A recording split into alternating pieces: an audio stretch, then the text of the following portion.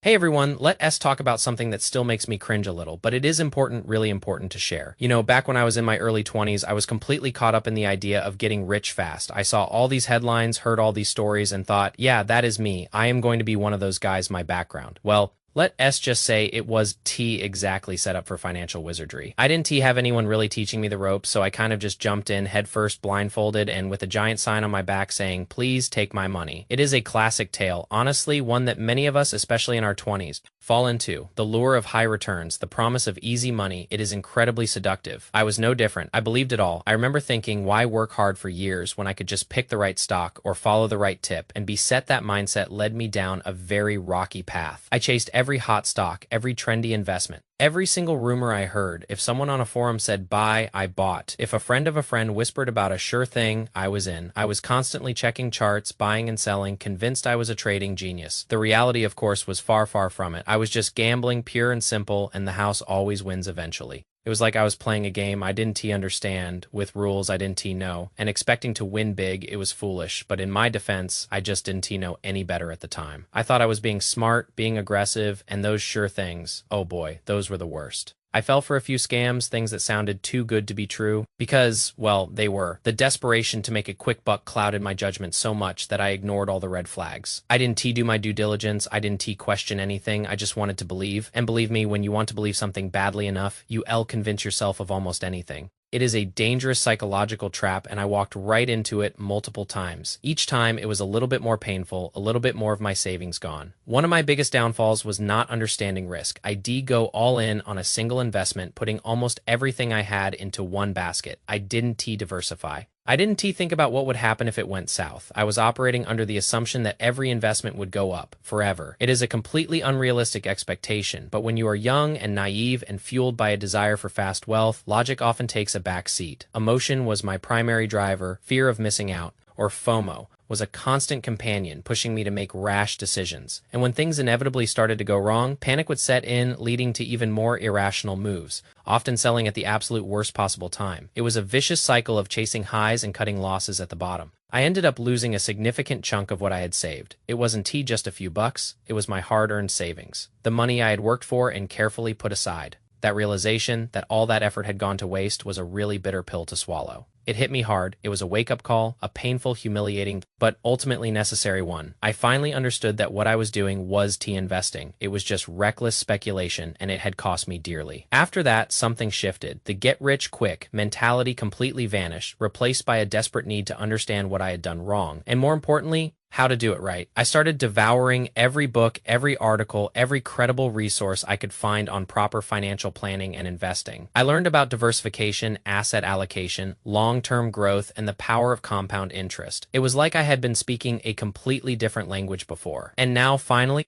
the real financial world was opening up to me. I realized that true wealth building is a marathon, not a sprint. It is about consistency, patience, and making informed decisions, not chasing fleeting trends. I also learned to let go of the idea of getting rich overnight. That desire, while natural, had been my biggest enemy instead. I focused on building a solid foundation, on understanding my own financial goals, and on making sure my money was working for me in a sensible, sustainable way. I embraced frugality not as a punishment, but as a tool to accelerate my savings and investments. I started saving with a purpose, to invest wisely, not just to let money sit idle. I understood that inflation is a silent thief, eroding the value of your cash if it is not put to work. One thing I started doing, and this was a game changer, was automating my investments. Every paycheck without fail, a portion of my income would automatically go into my investment account, into broad market index funds. No questions asked, no excuses. It became a habit, a non-negotiable part of my financial routine. This removed the emotion from the equation. It didn't matter if the market was up or down. I was consistently buying. This strategy, often called dollar cost averaging, is incredibly powerful for long-term investors, especially when you are starting out and don't have a crystal ball. I know not everyone can invest 50% of their income or even 30%, and I totally get that. We all have different circumstances, different financial obligations, but the key is to invest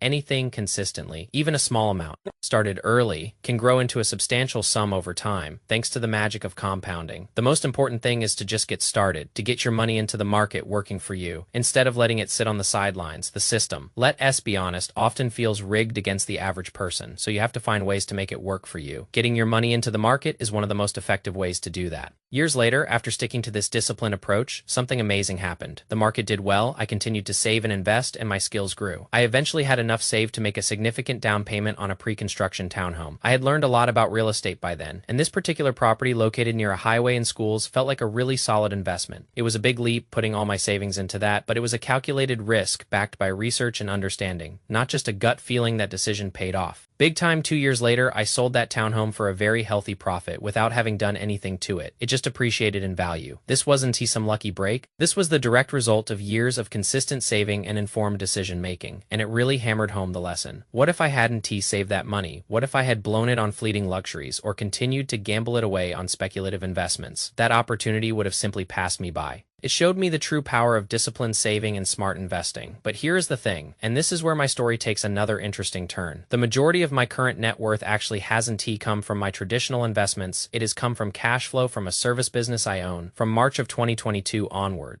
I've been making a pretty consistent profit of $20,000 to $25,000 a month from that business, and for a long time my personal expenses were extremely low, around $4,000 a month. When you combine consistent, significant income with very low expenses, you build up a nest egg remarkably quickly. Now, I do have some regrets, and I'll talk about those in another video. One of them is that I probably should have invested more of that business income. I was so focused on building the business and stacking cash that I didn't put as much into the market as I could have. But even with that, the principle remains the same. Being frugal, especially in your 20s and early 30s, allows you to build a substantial amount of wealth. It is the time to maximize your earning potential, develop your skills, and let your money start working hard for you. This doesn't mean I lived a miserable, deprived life. I still took vacations, bought nice clothes, enjoyed good food, and treated myself to certain luxuries. But I always kept my core expenses low. That balance is crucial. You want to enjoy life, but you also want to set yourself up for future financial freedom. And that brings me to the core idea I want to share with all of you. True freedom. For me, freedom is about owning a Lambo or a yacht. It is about waking up every day and having the choice to do what I want to do.